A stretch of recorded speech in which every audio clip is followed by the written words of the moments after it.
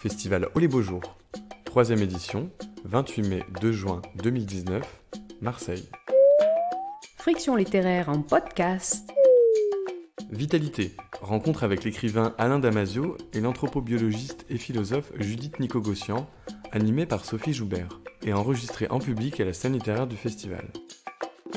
Bonjour, bonsoir à tous, bienvenue au magasin pour cette dernière rencontre du cycle Quand les sciences dialoguent avec la littérature. Alors nous sommes très heureux ce soir d'accueillir Alain Damasio à l'occasion de la sortie des Furtifs parus aux éditions La Volte. Et puis les plus chanceux d'entre vous ont pu écouter jeudi soir la lecture que vous avez faite, Alain Damasio, au Théâtre de la Criée avec le groupe Palo Alto. C'était un grand moment. Vous avez souhaité dialoguer ce soir avec Judith Nicogossian. Vous êtes anthropobiologiste, anthropologue de la santé, du commerce, philosophe et chroniqueuse. Vous avez notamment écrit des ethnofictions pour la revue Uzbek Erika, et ce qui nous permettra de parler de ce dialogue entre la science et la fiction et la manière dont l'un et l'autre vous allez sur le terrain de l'autre. Alors, je rappelle que Les Furtifs a paru 12 ans après la Horde du Contrevent, qui faisait suite à la Zone du Dehors. Vous avez également publié, Alain Damasio, des nouvelles. Vous avez participé au recueil collectif le Bal des Actifs, qui était des nouvelles de science-fiction sur le thème du travail. Et puis au recueil Éloge des mauvaises herbes, ce que nous devons à la ZAD, paru aux éditions Les Liens qui libèrent.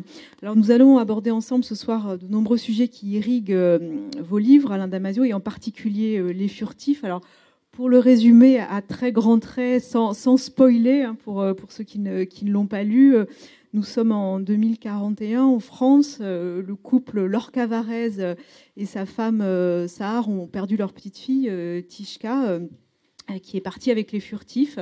Et puis, suite à cette perte, leur couple a explosé. Ils se sont séparés. Alors, ces furtifs, ce sont des créatures hybrides, invisibles pour l'œil humain, et qui ont la particularité de s'autodétruire, de se pétrifier s'ils sont en danger. Mais ce sont des êtres de chair et de son qui métabolisent pierre, déchets ou animal pour alimenter leur métamorphose incessante. Alors précisons que Lorca Varèse est sociologue pour des communes autogérées, et que Sahar, sa femme, est proférante, puisque vous créez des mots valises dans ce roman, proférante, prof errante, dans la rue pour des enfants que l'éducation nationale en faillite a abandonnés. Alors le monde que vous décrivez sous forme de dystopie est proche du nôtre. Les villes sont privatisées, elles appartiennent à des grandes firmes comme Orange ou LVMH, pour ne pas les citer, firmes qui ont mis en place des forfaits premium ou privilèges qui permettent d'accéder ou non à certains endroits de la ville selon qu'on paie, selon qu'on a ou non le bon forfait. Les humains sont tracés par les objets connectés qu'ils portent. Ici, ce sont des bagues qui offrent à chaque individu son alter ego numérique sous forme d'une intelligence artificielle personnalisée. Tout est absolument marchandisé, et le cocon technologique a affirmé sa prise sur nos existences. Est-ce que, au fond, le thème principal de ce livre est la fuite ? Comment on peut fuir cette société de la surveillance et du traçage ? Est-ce que ces furtifs sont, au fond, une espèce de personnalisation de la fuite ? Ce qui est bien déjà, c'est que tu as résumé tout le livre, donc j'ai plus rien à dire. C'est pas mal, c'est bien. Quand tu es en fin de journée. Voilà. En fait, ça devait être le thème du livre. La fuite. C'était construit comme ça au départ. C'est-à-dire, c'était construit sur l'idée de... C'était sur une machine binaire un peu qui était de dire, voilà, on rentre en société de traces, c'est-à-dire on rentre dans une société où le fait d'émettre de la trace, ou le fait de se faire prélever de la trace, partout où on se déplace, partout où on paye, partout où on circule sur le réseau, produit un monde panoptique complètement étouffant, et que dans ce monde-là, comment trouver un échappatoire, comment trouver des brèches, comment réussir à redilater des poches de liberté. Donc au départ, c'était un peu construit comme ça pour s'arc-bouter à cette dimension de contrôle et pour y trouver une solution. Et en réalité, tu fais jamais le livre que tu veux faire. Il y a cette phrase de Marguerite Duras que j'arrête pas de me répéter depuis un bout de temps et qui est complètement géniale, qu'elle dit dans Écrire, quoi, qui est voilà, on écrit pour tenter de savoir quel livre on écrirait si l'on écrivait. Et on sait qu'après, elle dit ça ensuite derrière, elle dit on sait qu'après. Avant, c'est la question la plus dangereuse à se poser, mais c'est la plus courante aussi, elle dit aussi. Voilà.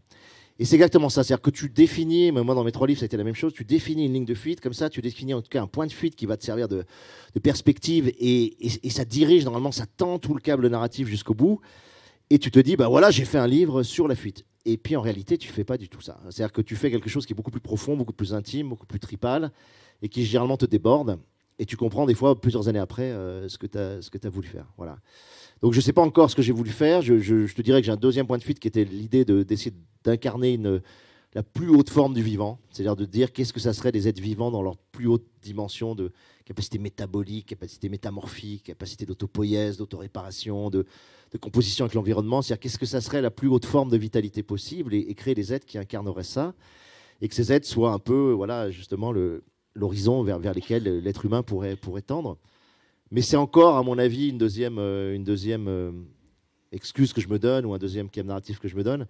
La réalité, je le trouve après, c'est peut-être un livre sur la parentalité, c'est peut-être un livre sur la perte de l'enfance, c'est un livre sur je ne sais pas quoi. Mais souvent, tu le trouves après. Voilà. Sur comment on se révolte aussi. Sur comment on se révolte, mais ça, c'était plus conscientisé. Mais tu vois, La Horde, pendant très longtemps, j'ai dit, ouais, c'est un livre sur le mouvement et le lien, etc. Et puis à la fin, en lisant une critique de quelqu'un qui dit, bah, c'est un livre sur l'autodépassement, j'ai compris que j'avais fait un livre en fait sur l'autodépassement et que j'avais rien compris à mon propre livre. Mais c'est normal, voilà, c'est normal. En littérature, c'est tellement long, c'est tellement difficile, c'est 3 ans d'écriture que, tu vois, à un moment donné, t'es traversé, t'es travaillé par des forces que tu comprends pas et qui pourtant vont apparaître sur la page. Et du coup, bah, quand tu reprends le bouquin, tu dis, ah ouais, j'ai fait ça. Mais tu comprends très tard. Là, pour l'instant, je suis dans l'étape où je comprends encore rien et ça vient de sortir. Et c'est, voilà.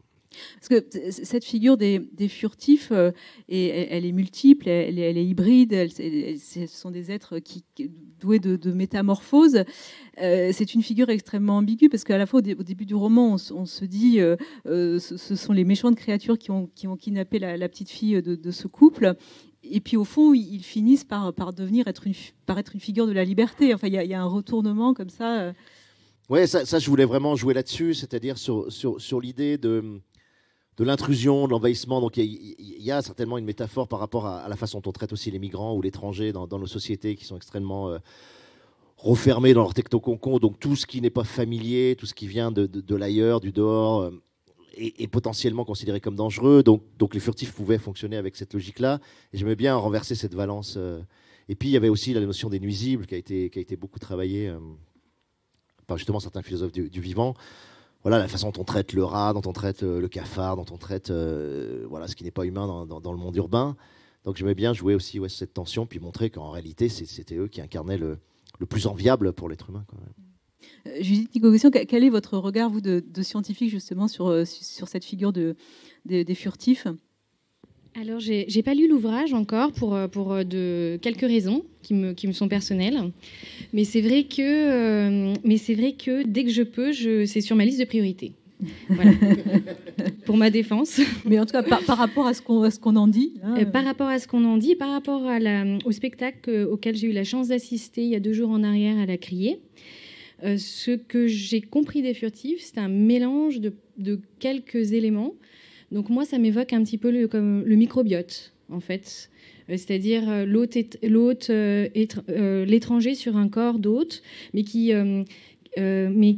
où à la fin, il y aurait, selon les données scientifiques, au moins une bactérie pour une cellule. Alors on ne sait pas exactement si c'est sur notre peau et dans notre système digestif entre 2 kg ou 5 kg de microbiote, voire plus, 7 kg. Mais en attendant, on a quand même énormément, on est composé d'énormément de corps étrangers qu'on trimballe constamment sur nous, dans nous. Donc il y a un petit peu de ça. Et puis aussi, par rapport à une autre déformation disciplinaire, je travaille pour la cybersécurité. Ça me fait un petit peu penser à tout ce que pourraient être les figures de camouflage, de double fantomatique, de façon de se protéger dans ce que implique cette nouvelle culture des données, Internet, et ce nouveau rapport aux attaques extérieures. Et aux façons aussi que, dans cette façon de se défendre par rapport aux attaques extérieures, de dissimuler des parties de soi, de camoufler des parties de soi et de créer des autres identités à l'infini, en déclinaisons multiples comme ça. Donc on n'est plus un, finalement, même si on est encore singulier, on est multiple tout en l'étant. Il y a cette idée de la multiplicité, et puis il y a aussi, en tout cas moi c'est comme ça que j'ai ressenti en tant que lectrice, presque une idée du double fond, du monde parallèle. Enfin, il y a le monde des furtifs que nous on ne voit pas, qu'on ne perçoit pas, et qui a un monde parallèle au nôtre. Oui, carrément. Et puis il y avait vraiment cette idée, philosophiquement, j'ai été pillé, comme je fais dans pas mal de bouquins, piller des gens. Puis là, j'ai été pillé un peu Simondon. Gilbert Simondon. Et c'était l'idée, vraiment de rester dans le pré-individuel, c'est-à-dire d'avoir des êtres qui s'individualisent évidemment sans arrêt, mais quasiment toutes les secondes, toutes les 30 secondes, c'est-à-dire qui trouvent une autre forme constamment, et qui fait qu'ils sont constamment en fait dans le métastade, dans cet état de très haute potentialité. Puis tout d'un coup, il y a une sorte d'individualisation sous une forme, parce qu'ils vont se coupler avec une canette, avec de l'herbe, et puis ils repartent dans cette partie pré-individuelle, et puis hop, ils se réindividualisent, quoi. Tu vois, c'est un peu ce que tu sors aussi par rapport à la cybersécurité, c'est-à-dire cette idée que si tu veux pas être assigné, si tu veux pas être repéré, si tu veux pas être traçable, il faut que ton identité change en permanence, quoi. Et eux, ils auraient cette faculté de camouflage, de mimésis, de masque, de leurre, tu vois, toutes les méthodes qui sont utilisées, effectivement. En langage informatique, on parle aussi d'obfuscation. C'est un terme un peu exotique qui sonne bien pour discuter comme ça du fait de pouvoir se cacher, d'être capable de se cacher et de se transformer en un autre individu dans un état, dans une structure, une structure, un espace donné où il est possible de se dissimuler et de se camoufler. Ouais, ça fait bien sur une 4e de couverture, ça aurait été classe. Un livre sur l'obfuscation. Ouais, c'est bien, mais c'est exactement ça en fait. Ouais. Exactement, ouais. Et puis ces furtifs ont aussi leur propre langage, une capacité de produire des sonorités, un chant. Alors là encore, qui ne sont pas perceptibles pour l'humain, mais il y a aussi cette question-là du langage que vous travaillez très fortement dans ce roman.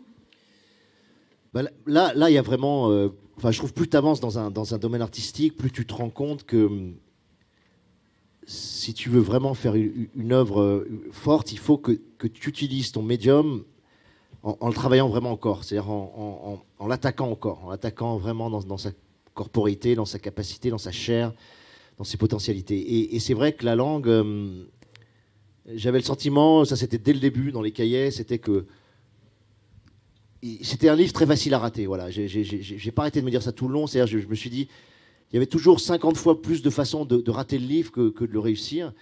Parce que, en réalité, si j'arrivais pas à impacter la langue, si j'arrivais pas à utiliser la langue comme un vecteur de métamorphose, comme un objet métamorphique, et pas simplement comme un objet métamorphique, mais comme un moteur comme ça métamorphique et qui allait impacter le lecteur du coup parce qu'il est complètement tordu, la langue est tordue, il y a beaucoup de métathèses, d'interversion de syllabes, il y a tout un travail sur les phonèmes, il y a tout un travail de perversion, de subversion, j'essaie de le briser, c'est vraiment, j'avais toujours l'impression d'avoir des galets devant moi comme ça.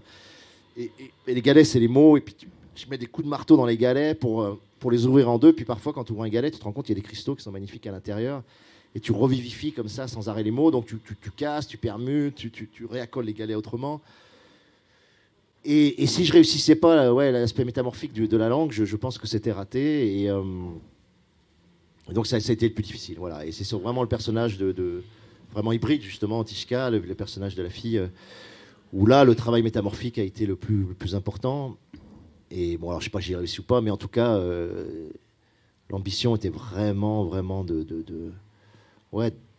d'impacter, je sais pas comment dire ça, de tordre, d'imprimer une torsion extrêmement forte et de réouvrir le langage sur ce personnage-là et ceux qui sont autour, bien sûr, mais de façon plus compacte pour les autres, mais sur Tishka, vraiment, d'arriver que ça soit des brèches, des ouvertures, des galets cassés partout, quoi. Donc forcément, il y a un travail sur la langue. Et ce qui est énervant, d'ailleurs, dans les critiques, des fois, c'est que les gens ne comprennent pas que les gens ils disent « Ah, c'est un bon livre, machin », et en plus, il y a un aspect stylistique, etc. Mais évidemment, l'aspect stylistique est absolument pas rajouté, ou c'est pas une couleur en plus, ou on perturbe pas en plus la langue pour dire tiens j'écris bien ou je fais quelque chose de joli esthétiquement, etc.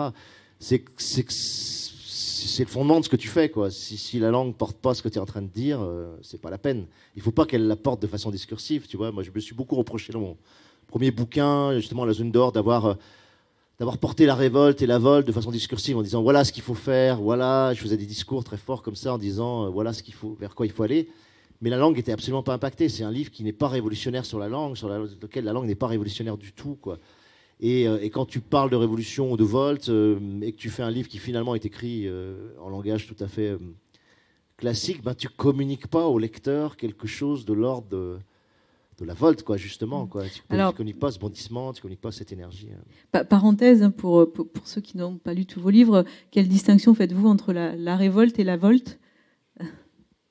C'est une distinction très simple, mais c'était de dire, quand on passe de régime disciplinaire en régime de contrôle, le régime disciplinaire étant hiérarchique et pyramidal et descendant comme ça du haut vers le bas sur le peuple, tu peux essayer de le retourner. C'est-à-dire le ré est un préfixe où tu t'arc-boutes, tu prends appui sur sur le pouvoir qui s'exerce sur toi et puis tu essayes de le retourner. Alors que dans un régime de contrôle où le pouvoir est beaucoup plus disséminé, plus insidieux, plus sournois, plus liquide, appliquer cette notion de retournement, elle a pas de sens, quoi. Ça ne fonctionne plus en régime de contrôle, donc il faut trouver une nouvelle façon de le faire. Et la volte, c'était beaucoup plus l'idée de retrouver une vitalité, des alternatives, une façon de créer un monde différent, sans forcément être prisonnier de ce rapport conflictuel avec le pouvoir.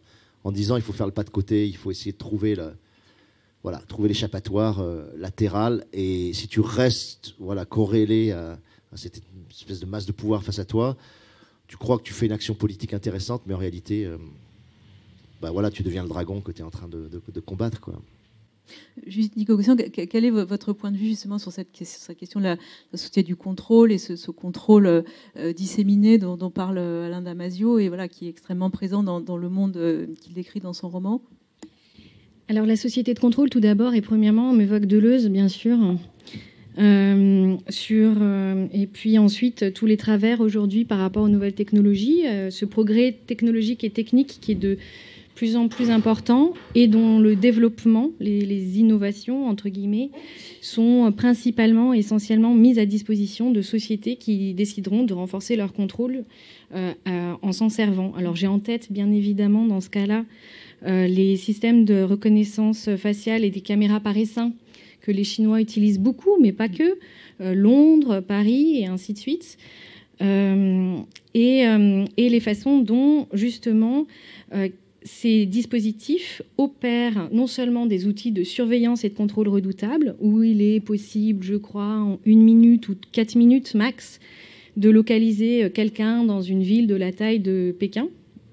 Je ne me souviens plus du nom de la ville, le nom était trop compliqué pour mon chinois. Et c'est vrai aussi que du coup ça génère des travers chez les individus en société, une forme de autocensure où plus personne n'ose exprimer son idée, n'ose agir librement, donc ça restreint de fait énormément les libertés. Et puis aussi, enfin, peut-être, ça permet à ce type de gouvernement d'œuvrer vers des grandes dynamiques eugénistes qui, sur des critères biométriques ou complètement préconçus, complètement arbitraires, sur des critères de bonne citoyenneté ou autres, vont décider d'enfermer et de punir une partie de la population. Ou voire même de pratiquer à des formes néo-modernes de génocidaires ou d'enfermement comme ça, qui visent à éliminer une partie de l'espèce. Parce que, au fond, ce qui vous intéresse et ce qui est aussi à l'œuvre dans le roman, c'est comment la technologie modifie les comportements humains. Oui, alors moi, effectivement, mes occupations en tant que chercheuse, c'est l'impact des techniques et des technologies sur le corps humain sur un plan évolutif.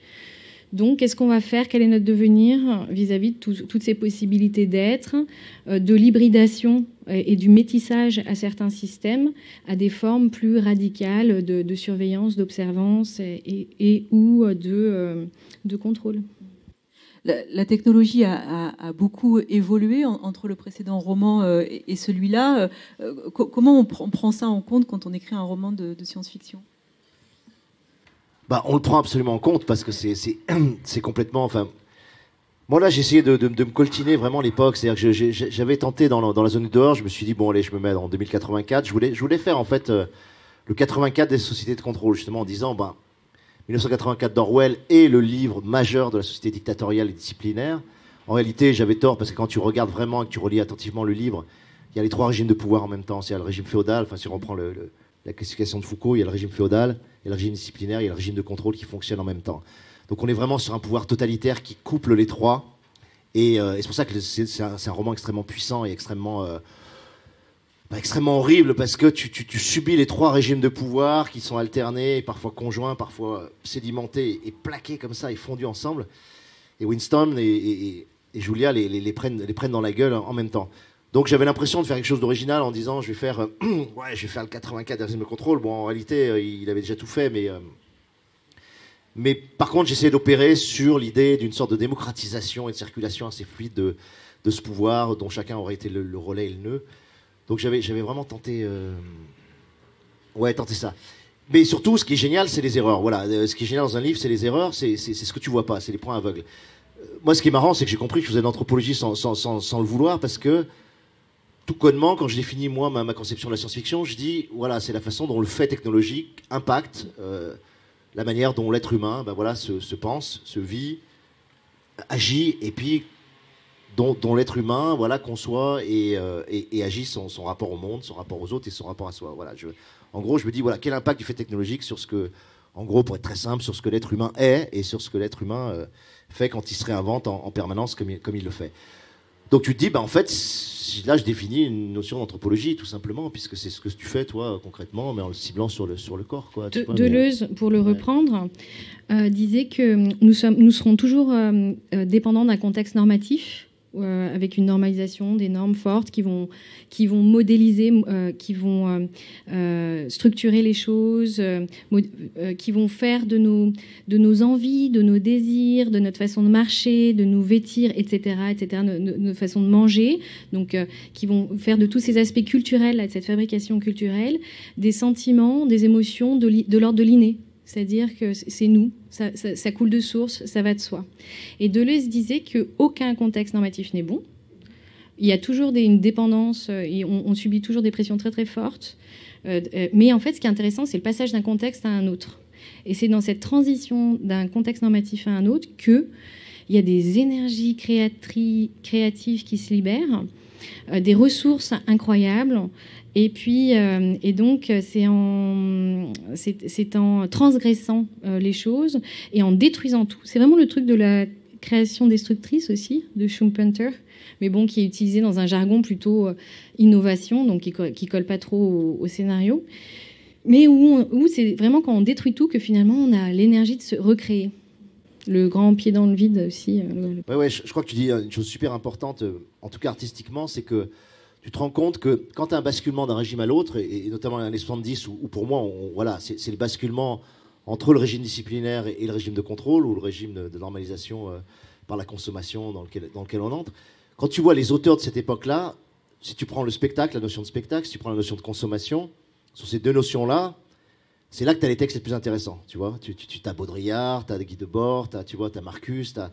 C'est-à-dire que se passe quelque chose quand tu es en train de muter vraiment. Tout d'un coup, les penseurs, les artistes, etc., il y a une émergence comme ça de pensée, ça stimule une pensée extrêmement forte. Et puis après, la pensée sur le capitalisme, la consommation, etc., ça devient beaucoup moins intéressant. Et nous, on a une responsabilité, moi il me semble, en tout cas historiquement, c'est que nous, on est, en tout cas des gens comme moi nés en 69, on est pile la génération qui s'est pris la vague, la révolution numérique, dans la gueule en 95 en gros, puisqu'en 95 c'est le moment où émergent à la fois les réseaux avec Internet et puis le téléphone portable qui va totalement révolutionner la façon vraiment dont on vit socialement et même le rapport à soi. Et je ne te parle même pas des jeux vidéo qui sont un processus de subjectivation ultra important pour les adolescents et qu'on n'interroge pas assez non plus dans le... Et donc, moi, j'étais au milieu de ça. Et je finis, en plus, tu vois, la zone du dehors, pire en 95, tu vois.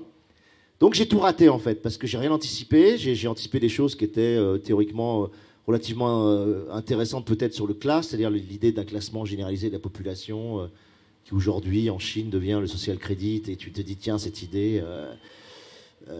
elle était vraiment en germe et j'ai posé quelque chose qui pouvait peut-être être intéressant, mais je rate quelque chose de fondamental, c'est-à-dire que alors que je répète tout le roman qu'on est dans l'idée d'un contrôle qui serait self-control, inter-control, intra-control, etc., en réalité, j'en reste technologiquement aux caméras de surveillance biométriques et à l'idée qu'il y aurait une tour du citoyen démocrate panoptique centrale sur lequel, par des systèmes de miroirs et de perversion, tu pourrais à peu près surveiller tout le monde, n'importe quel citoyen pouvant entrer dans la tour, hein, puisque c'était l'idée du panoptique de Bentham, avec n'importe quel citoyen rentrant dans la tour et regardant partout, et avec comme ça des villes qui sont construites comme des amphithéâtres pour que tu puisses avoir accès à absolument tous les appartements et toutes les rues.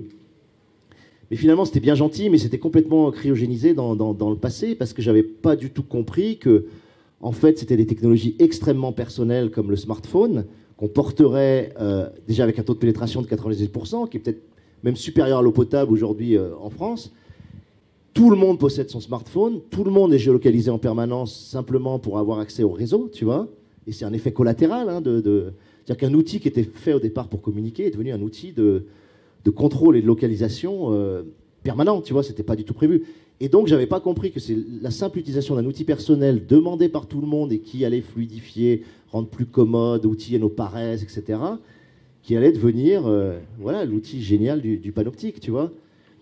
Et que ça ne serait imposé par personne, ça serait simplement mis à disposition des gens. Et que du coup, l'enjeu clé politiquement aujourd'hui, c'est l'enjeu de l'auto-aliénation, de moi ce que j'appelle le self-service, tu vois, en faisant un jeu de mots complètement pourri que Baptiste Morisot avait fait hurler de rire Baptiste Morisot. Voilà, mais dire, voilà, c'est cette espèce de vice de l'auto-servage, de l'auto-aliénation, qui est que les GAFA voilà, nous mettent à disposition tout un ensemble d'outils qu'on va empoigner pour des raisons tu vois, personnelles, et on fait une sorte de trade-off entre notre vie privée et notre liberté personnelle.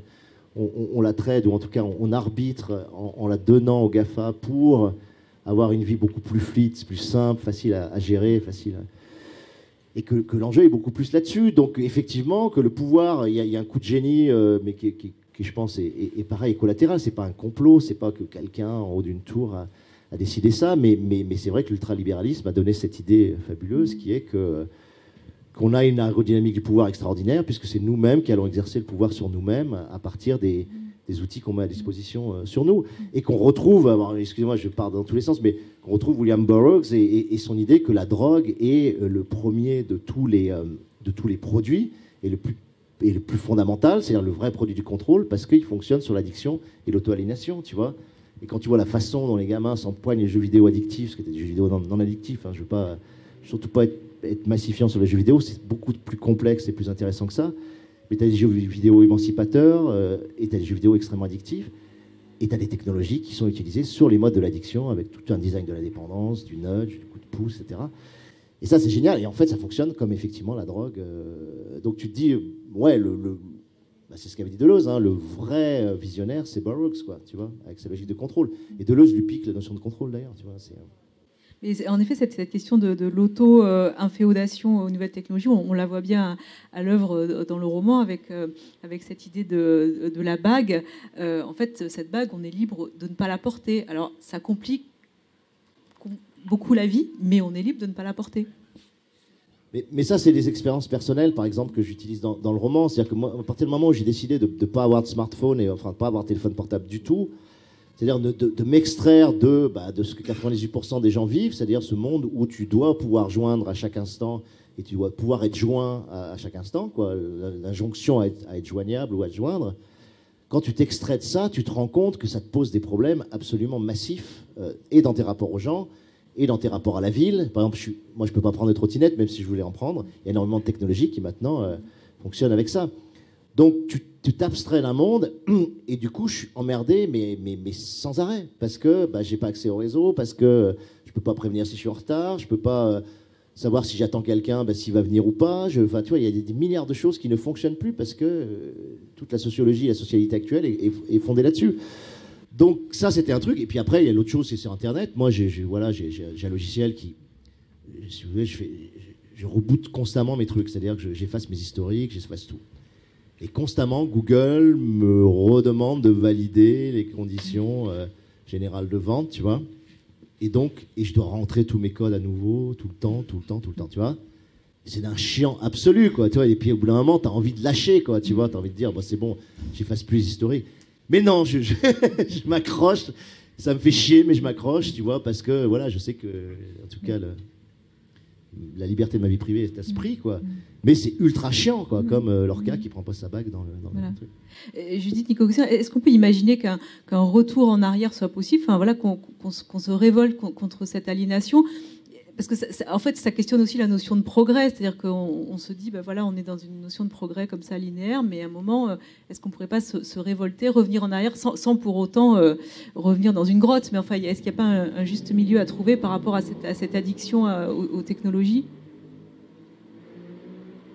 Je passe. Non, je rigole. C'est idiot comme question. Non, je rigole. Non, mon point de vue personnel, dans ma façon de voir les choses, qui m'est complètement propre et qui n'engage que moi, c'est que, d'une part, je prends en considération qu'il faut un peu arrêter les dichotomies, effectivement, qu'on a évoquées hier, nature, culture. Moi, je viens d'une tradition d'anthropologie bioculturelle. C'est une interpénétration des deux, sur le biologique, sur le culturel, et le culturel sur la biologie. On évolue comme ça et c'est tout. Je suis pas contre l'innovation, je suis pas contre l'inventivité, dans son sens pur, c'est-à-dire que le cerveau humain, qui fait que 1,5 kg, donc nous l'aurons retenu contre 6 kg du microbiote, en moyenne, tient dans une main. Mais ce cerveau humain-là, quand on le met dans une tête de scientifique, puis on arrive tous dans une approche un peu délurée, comme ça, où on a envie d'imaginer des choses, d'inventer plein de trucs, et on se retrouve dans la situation dans laquelle on se retrouve aujourd'hui. C'est-à-dire aujourd'hui, typiquement, la situation, c'est quoi ?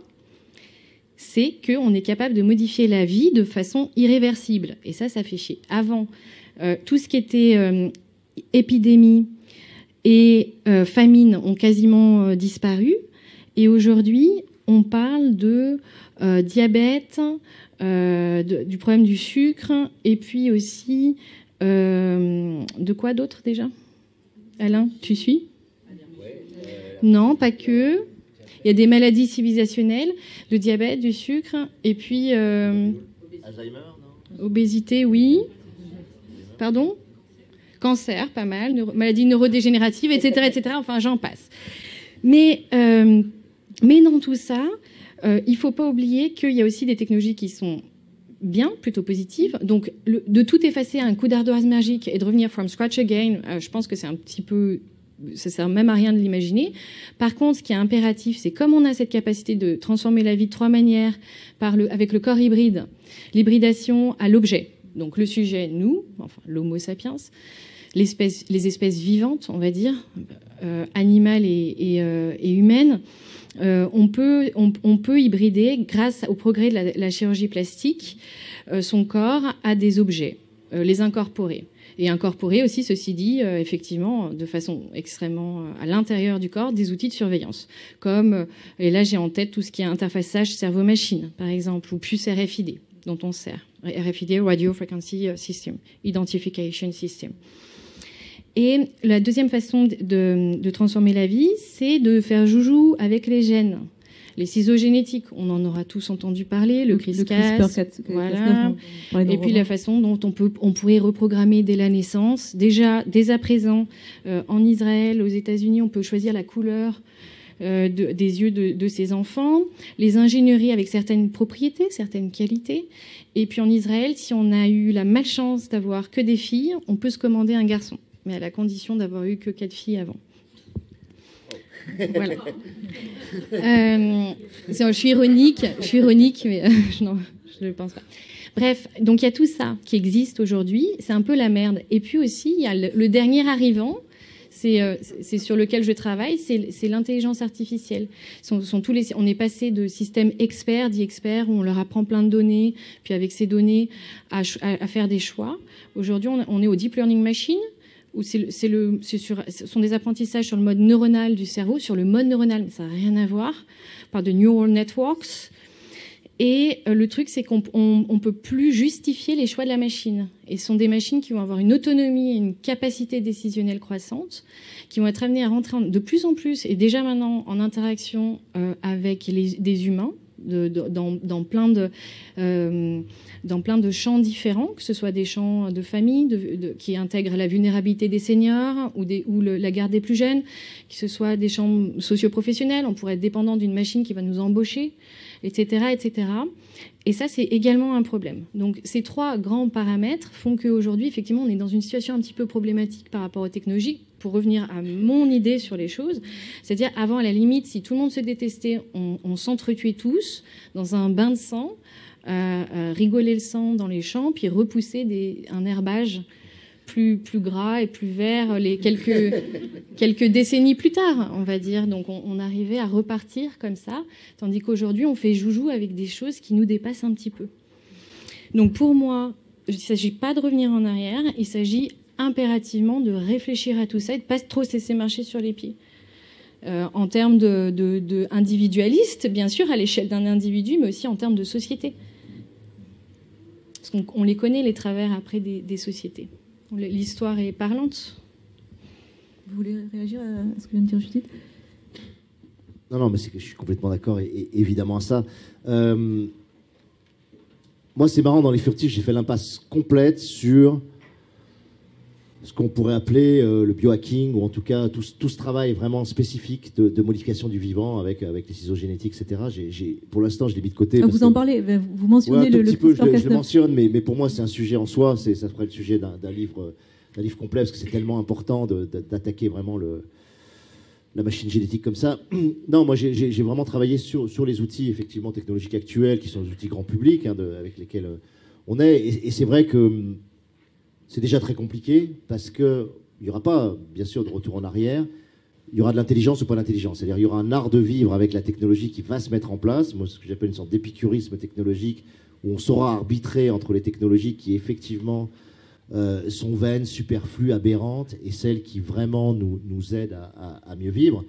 Et que ce travail-là, il n'est pas fait dans l'éducation nationale, il n'est même pas fait à travers les livres, ou en tout cas très peu fait. Il y a des bouquins de sociologie, il y a des bouquins un peu d'anthropo et tout, mais il n'y a pas une pensée encore qui a émergé qui te dit, par exemple, comment, si tu veux vivre avec les jeux vidéo de façon intelligente, quoi. Si tu veux, moi je considère qu'en éducation nationale, au lieu de faire des cours de techno à la con, on devrait avoir des cours d'éducation aux jeux vidéo, tu vois, ou des cours d'éducation aux réseaux sociaux, tu vois. C'est le drame, l'éducation nationale. Et ouais, et combien de temps ça va mettre pour arriver? Et moi, je vois autour de moi, dans mon espèce de monde de bobos, etc., où tous les parents ont compris quand même que maintenant, le fait de passer un film étant asynchrone, c'est-à-dire qu'on n'est pas obligé de coller les enfants devant la télé à telle heure, etc., mais qu'on peut passer les DVD qu'on a envie de passer, qu'on est dans un monde asynchrone où on peut aller chercher le DVD.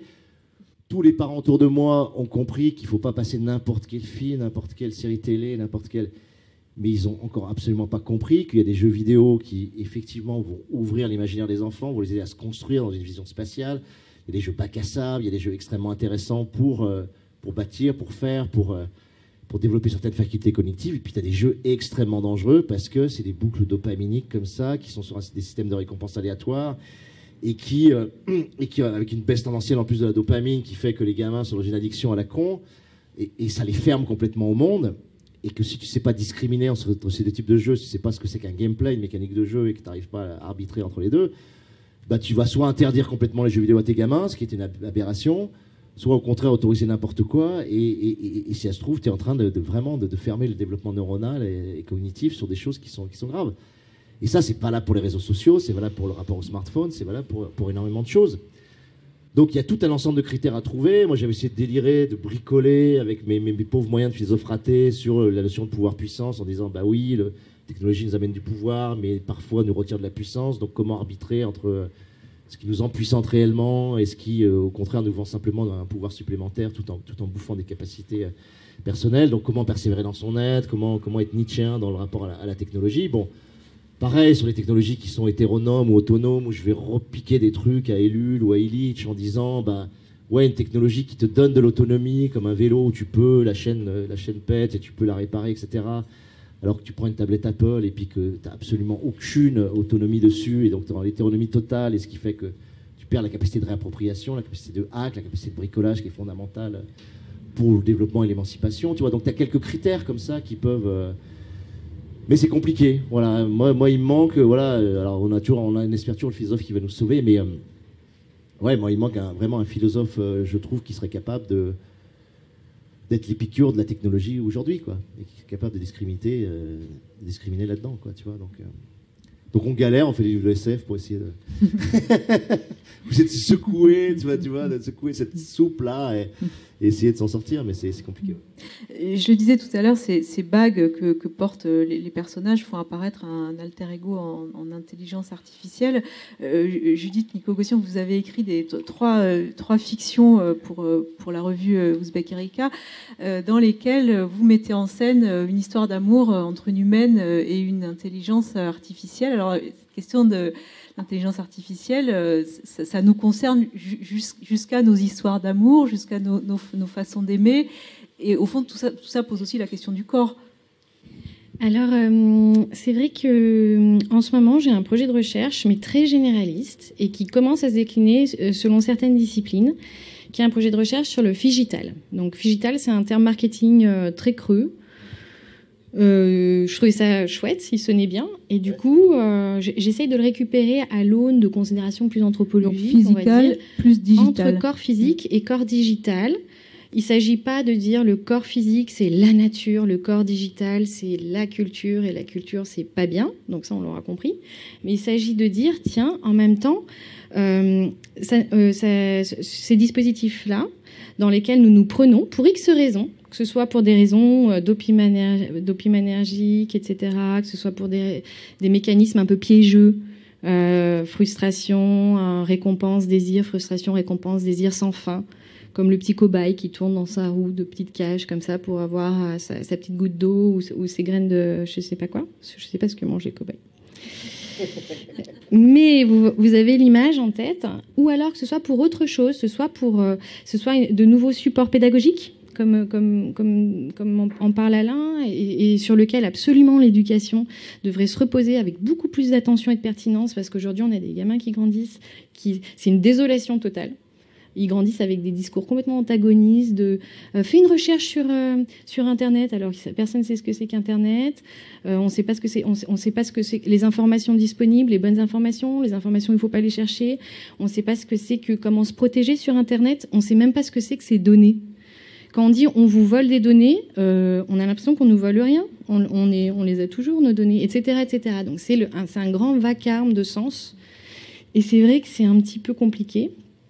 Et du coup, pour revenir à tout ça, ça m'intéresse parce qu'aussi on y rejoue des émotions, puis on y rejoue aussi une sensorialité, des sens. Par exemple, keep in touch. Les Anglais disent keep in touch. We keep in touch, ça veut dire je vous aime bien, on se garde on reste en contact. On reste en contact physique. Et ben maintenant, il faudrait plutôt dire keep in click parce que souvent, on se rend compte que sur Internet. Souvent, maintenant, et pour tout le monde, on a des amis électroniques, finalement, qu'on n'a même jamais rencontrés. Et les protocoles, quand on se fait chasser, moi ça m'est jamais arrivé, mais il y a des gens qui se font chasser pour leur boulot. Ils rencontrent les gens qui les chassent uniquement par Internet, sur du Skype, sur du site. Les chasseurs de tête, en fait. Voilà. Et ils ont l'impression de très très bien se connaître au bout de quelques fois, ou alors pour des réunions pro, on peut aussi discuter comme ça, on n'a jamais rencontré les gens, et puis aussi en amoureux. Il y a beaucoup de personnes qui se rencontrent sur le plan amoureux, érotique, sexuel. Un tiers de la bande passante, c'est de la pornographie. Un tiers. C'est pas mal quand même. Donc après, il ne faut pas faire des corrélations à la va-vite, comme dire, bon, les Japonais, ils sont avant-gardistes. Il y a une réduction de la fertilité et du taux de natalité monstre chez eux. Pourquoi ? Parce qu'en fait, venant de leur imaginaire shintoïste, ils confèrent à l'objet des propriétés émotionnelles dignes de l'ordre de l'humain. Et c'est pour ça que maintenant, ils ont peur de la relation entre deux humains. Et du coup, ils rejouent tout avec le médium de ce que peut leur proposer la technologie. Donc ça, c'est un peu hâtif, par exemple, parce qu'il n'y a aucune étude sérieuse qui a établi ce type de corrélation. Parce qu'on sait que, du coup, les effets secondaires de la production technologique, ça ça impacte sur l'environnement, ça impacte sur la fécondité de l'homme. Et donc, on devient stérile à la recherche de nos contrées spermatiques. Même le volume de sperme pour qu'on ait un degré de fécondité chez l'homme a diminué, parce que de fait, ça a tellement diminué qu'autrement, plus personne serait considéré fécond. Donc la science suit désespérément en courant derrière les modifications d'ordre biologique en lien à notre nouvel environnement. Tout ce qui m'intéresse est déclinaison disciplinaire après desquelles. Alors il y a les sexualités numériques, effectivement, la cybersécurité, pourquoi pas l'éducation. Là, je travaille sur un projet avec des mathématiciens qui développent des algorithmes pour ajouter un petit peu des trucs, et pour rendre plus responsable, en supposant qu'un algorithme puisse être responsable un jour, et transparent, ce type de mécanisme-là, etc., etc. D'où l'idée des ethnofictions que j'ai proposées chez Beck-Erika. Voilà, parce que donc, l'ethnofiction est en 3 temps. C'est la rencontre entre une humaine et une intelligence artificielle dont elle va tomber amoureuse. Et puis après, on va voir comment l'intelligence artificielle va la dominer, prendre le contrôle. Et puis, dans la 3e partie, ils ont un enfant hybride. Hein, après, c'est de la fiction. Donc non, mais bien sûr, évidemment. mais en tout cas, comment, Alain Damasio, dans le roman, posez-vous cette question du corps et de la réponse du corps à ce tout technologique? Il me semble que vous y répondez par quelque chose de très charnel. Enfin, il y a cette très belle histoire d'amour entre Lorca et Sahar, qui est un couple séparé parce qu'ils n'ont pas la même manière de réagir à la disparition de leur petite fille. Et puis, ils vont se retrouver et leurs retrouvailles vont être très belles, mais aussi très belles de manière charnelle. Et il me semble qu'à un moment, le corps ressurgit dans ce monde, dans ce cocon technologique. Enfin, le corps ressurgit et a besoin de s'exprimer. Ouais, j'ai l'impression j'espère en tout cas qu'il est jamais vraiment totalement parti. Il est là en soubassement et puis il revient avec toute sa puissance. Moi, peut-être qu'il y a une dimension sensorielle. Dans ce bouquin, il y a quand même une espèce de ligne de coupe assez forte entre le son et la vision. C'est vrai que c'est un livre qui parie énormément sur le sonore et le kinesthésique face à la vision. On me l'a reproché. Hein. On me l'a reproché au sens où, pareil, je fais fonctionner des machines binaires assez fortes, mais ça me paraissait vraiment intéressant de sortir du panoptique. Et on est une civilisation très spéculaire, on est une civilisation où la publicité passe énormément par la manipulation des images, où moi je considère voilà, ça je reprends Deleuze, mais voilà, une société qui produit du visage, une société de visagealité très forte. Il suffit de se balader dans la rue, d'ouvrir n'importe quel magazine féminin et masculin. On a une production de visages extraordinaire. Et à partir de ces visages, on essaye d'imprimer un certain nombre d'affects. Parce qu'on sait d'ailleurs que le bébé, la première chose qui sait repérer, c'est les 2 points des yeux et la forme du visage. C'est la première relation affective qu'il est capable de tisser. Donc le visage est l'unité fondamentale affective qu'on peut mobiliser. Donc par rapport à l'image et à cette utilisation de la vision, j'ai toujours eu l'impression, moi en tout cas je le vis comme ça pour moi, que le son, que la dimension sonore était beaucoup plus émancipatrice parce que tout simplement elle te permet de fabriquer toi-même tes images et de les former à partir des sons que tu reçois. Donc il y a une espèce de transposition de sensorielle qui fait que tu produis quelque chose qui, moi, me paraît plus libre, plus intéressant, plus ouvert que si on m'amène d'emblée l'image qui va correspondre. C'est pour ça que sur les adaptations, que ce soit en BD, en film, etc., de mes livres, ok, il y a des choses très bien qui sont faites, mais moi, ça m'intéresse souvent moins, parce que j'ai l'impression que l'image fait écran à l'imaginaire. Donc le livre est assez fondé là-dessus. Et sur l'aspect corporel, il y avait quelque chose auquel je tenais, c'est-à-dire que pour moi, le personnage principal, il n'est pas vu. Voilà. Bon, pour ceux qui ont le livre, il est vu une seule fois, mais en réalité, je porte un personnage extrêmement important du livre uniquement par le son et par la sensation physique qu'il produit quand on le touche, quand on le prend dans ses bras, tu vois. Et cette dimension vraiment charnelle, physique, sensorielle, pour moi, elle était fondamentale et c'est ça que j'avais envie de restituer par la littérature. C'est ce que permet la littérature. C'est que la littérature, tu peux couvrir absolument tout le champ du sensible, par les mots, évidemment. Et je trouve qu'il y a une telle puissance analogique entre l'écoulement d'une phrase, les phonèmes, la syntaxe et le son. Pour moi, il y a un pont extrêmement facile à faire, en tout cas, entre entre la langue et le son, qui fait que pour moi c'est extrêmement facile de décrire des sons. Et c'est un roman polyphonique, hein, puisque chaque personnage, on pourrait dire chaque voix est définie par un petit signe en tout début de phrase qui permet d'identifier les personnages. Et donc cette dimension polyphonique, vraiment au sens du son, est extrêmement importante dans le roman.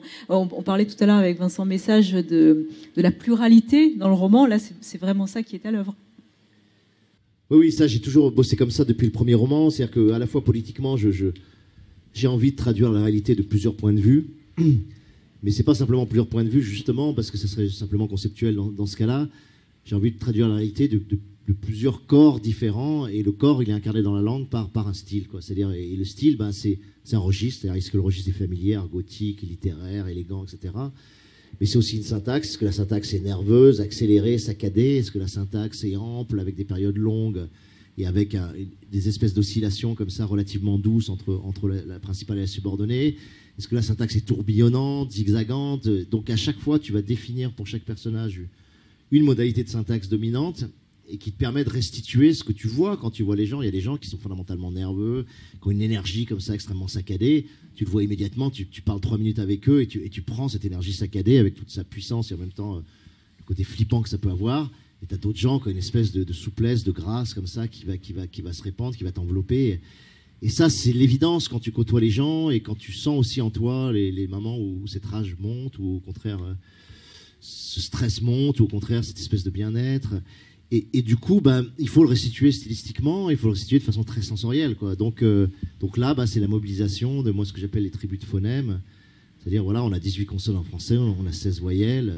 Et ben, ces 16 voyelles, le on, le en, par exemple, je vais les utiliser comme des voyelles sombres qui vont me permettre de plomber le personnage, lui donner un côté un peu plus enveloppé, un peu plus cocon, comme ça. Et puis, si je vais chercher les i, les u, je vais au contraire déchirer, je vais avoir des apertures très faibles et j'ai un côté clou sonore qui va fonctionner, tu vois. Si je fais du Böttger, je sais que je suis dans une espèce de virilisme frappant. Si je passe à la série Böttger juste derrière les plosives, ce qu'on appelle sonores, il y a un côté beaucoup plus rebondissant, tu vois. C'est la belle babale bleue, c'est le bidindome, c'est la bodega, c'est gambadé, tu vois. Tu as quelque chose qui va beaucoup plus rebondir tout en gardant une vraie tonicité, quoi. Tu vois, on est une sorte de batucada un peu, tu vois. Tu as un truc comme ça qui... Et tu vas, voilà, utiliser ces choses-là pour véhiculer des points de vue différents de personnages. Et ça, je trouve que c'est extrêmement important parce que ça veut dire que tu n'imposes pas au lecteur un point de vue unique sur la réalité, un seul style qu'ils vont se taper pendant 700 pages ou 500 pages. Et cette espèce de truc un peu fascisant de dire, voilà, je suis l'auteur, maintenant je vais vous restituer une seule vision de la réalité, et puis lisez mon livre. Et puis, moi j'aime bien cette idée que voilà, les gens se prennent différents... Là, il y a 6 personnages principaux, se prennent ça en gerbe. Alors bien sûr, c'est le même auteur, donc tu vois les systèmes de correspondance, de cohérence, et tant mieux pour le livre, sinon ça serait un bordel illisible. Mais malgré tout, toi circulant comme lecteur entre les différents narrateurs, tu es obligé de créer, tu es obligé de reconstituer la scène parce qu'elle n'est pas exprimée d'une seule tête, donc des fois c'est contradictoire. Il y a cette fameuse scène entre Sarah et Lorca, là, quand on est au chapitre 3, où ils se retrouvent au café, ils ont une vision totalement différente de pourquoi leur fille a disparu. Il y en a une qui croit que leur fille a été... attrapée par un kidnappeur et peut-être enterrée au fin fond de l'Amérique du Sud. L'autre qui croit qu'elle est partie avec les furtifs. Ils ont chacun leur vision. Et toi, lecteur, t'es là et tu sais pas, quoi, tu vois. Et tu passes dans la tête de Sarah, tu passes dans la tête de Lorca et t'alternes. Et du coup, t'es obligé de composer ta propre croyance, ta propre réalité. Tu fais l'effort, tu produis quelque chose. Donc ça demande d'être très actif dans la lecture. Et moi, il n'y a rien de plus beau que de rendre le lecteur actif et d'essayer de le rendre un minimum intelligent en l'obligeant à interpréter le... Voilà, donc pour moi, j'arrive pas à écrire autrement. En tout cas, je ne pourrais pas écrire autrement que de façon polyphonique sur les romans. Je trouve que c'est précieux. Et est-ce qu'il y a une fin? Alors, c'est une question. Est-ce que du coup, il y a une seule fin ou il y a une fin polyphonique également en fonction de l'interprétation? Non, il y a une seule fin, c'est-à-dire qu'il y a une trame de récit. Mais par contre, voilà, ça part en gerbe aussi sur la façon des personnages. J'ai un ami parapentiste qui est ingénieur et qui a lu La Horde du Contrevent et qui m'a dit, on est parapentiste et on fait beaucoup de météo et des héros. Il m'a dit, mais il est incroyable ce mec. Il a réussi à faire un langage météo avec des symboles, des signes, et ça fonctionne. Ça fonctionne super bien. Il m'a dit maintenant, à chaque fois que je vois le ciel, j'utilise plus le langage météo qu'on apprend pour le code de parapente, mais j'ai les termes d'Amasio qui sont greffés dans ma tête aussi. C'était assez déroutant, mais du coup, je pense que c'est une bonne pub quand même. Ah, c'est sympa ça. On a parlé tout à l'heure, Judith, de ces ethnofictions que vous avez écrites. Comment, vous, scientifiques, avez-vous besoin de la fiction pour peut-être modéliser des intuitions et puis, dans l'autre sens, quel est peut-être le rôle de l'imaginaire, de la création en sciences? En fait, je pense que en fait, on a souvent péché. On s'est souvent dit que la science était rationnelle pour asseoir un discours scientifique et qu'on a dit que l'imaginaire, c'était irrationnel. À un moment où on avait envie de se débarrasser de plein de choses, et puis aujourd'hui, on est dans un milieu plus du tout chrétien, comme ça, mais quand même, où on a voulu faire tomber tous les mythes qui sont le propre de l'humain aussi, pour arriver sur le mythe du progrès. Pour changer de mythe, et le mythe du progrès, c'est quoi? C'est la science est rationnelle, ce sont les discours d'irrationalité, et l'imaginaire, c'est du rêve, arrête de rêver, enfin, t'es dans la lune, réveille-toi, etc., etc. Donc voilà, je pense que, en fait, aujourd'hui, par exemple, un grand problème des systèmes experts, de l'intelligence artificielle qu'on nourrit de données historiques, c'est que quand on lui fait bouffer tous les articles scientifiques qui sont disponibles et qui ont été numérisés en ligne, il n'y a que des trucs contradictoires qui sortent, tout le temps. Et en fait, on s'est rendu compte, merde, il n'y a pas de vérité scientifique. Donc, si la vérité scientifique, c'est une démonstration, si la vérité scientifique n'existe pas et change à chaque instant, ça veut dire quoi? Ça veut dire qu'il n'y a pas de vérité scientifique, en fait. Et c'est qu'il n'y a que des discours, des bribes de discours qui, à chaque fois, veulent s'imposer en tant que vérité scientifique qui sera inéluctablement contredit par la suite par une autre bribe de discours qui s'imposera à nouveau comme vérité scientifique qui aura surplombé la première. Ou par une autre expérience, par une autre observation. Voilà. Donc pour le moment, toutes les vérités scientifiques sont parcellaires, fragmentées. L'imaginaire est puissant. Moi, je ne fais pas trop de différence. Sauf que, évidemment, il y a des choses qui sont là, il y a des expériences qui sont là et qui sont plus ou moins probantes, avec lesquelles on va réussir à développer quelques objets qui nous servent, qui ne sont pas forcément les plus appropriés. J'ai la voiture en tête, ce qui est une aberration. C'est un gros volume hyper lourd pour déplacer un seul être humain. C'est complètement débile sur le plan énergétique. C'était une vérité scientifique qui s'est imposée à un moment. Aujourd'hui, on arrive sur encore d'autres problématiques par rapport aux énergies fossiles, la pollution, etc., etc. Peut-être que ça aurait pu être autre chose, et nécessairement, il faudra qu'on organise une transition énergétique urgemment. Mais donc, j'ai ce rapport à la science un petit peu ambivalent, parce que je trouve qu'effectivement, en fait, du coup, la science, le discours scientifique, ce serait le primat d'un discours sur les autres, ou alors un discours ancré dans un contexte économique de marché qui derrière se sert de cette vérité scientifique à un moment donné pour développer un produit qui soit ensuite commercialisé. J'ai plus l'impression que là on parle il faut voir la définition de la science, en fait, la définition de l'imaginaire. Mais sinon, pour moi, il n'y a pas de différence.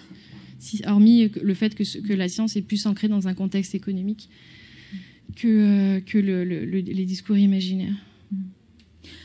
Alain Damasio, comment on est passé en science-fiction d'une projection utopique à une projection dystopique? C'est-à-dire qu'à un moment, au 19e, on rêve la science, c'est quelque chose de positif, parce que c'est aussi l'époque du positivisme, enfin voilà, toutes ces choses-là. Puis à un moment, ça bascule dans la dystopie. Alors aujourd'hui, où on en est? Est-ce qu'il n'y a pas autre chose à inventer? Ouais, c'est vrai qu'il y aura une histoire à faire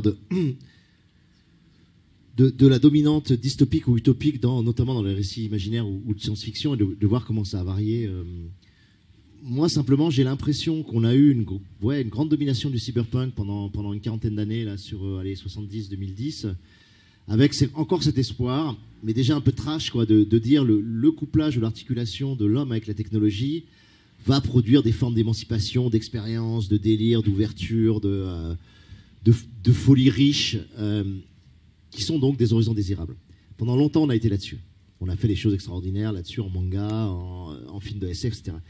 Et puis là, j'ai l'impression qu'il y a un virage, et moi, j'ai l'impression de m'inscrire complètement dans ce virage, malgré moi, ou parce que je pense que l'inconscient collectif aussi me travaille et me traverse. Donc j'ai l'impression qu'on arrive vers vraiment un vrai biopunk ou un vrai zoopunk, c'est-à-dire un renouement ou un recouplage des imaginaires de SF avec le vivant. Voilà. Et les furtifs s'inscrivent complètement là-dedans, puisque tout le livre et cette hybridation avec les formes les plus hautes de la vitalité que les furtifs sont là pour incarner en quelque sorte, quoi. Donc ça, je trouve ça intéressant, ce qui se met en place. Moi, quand je vois le collectif Zanzibar d'auteurs de SF dans lequel je m'inscris, il y a vraiment aussi une dimension écologique, ou en tout cas renouement avec le vivant qui est très forte.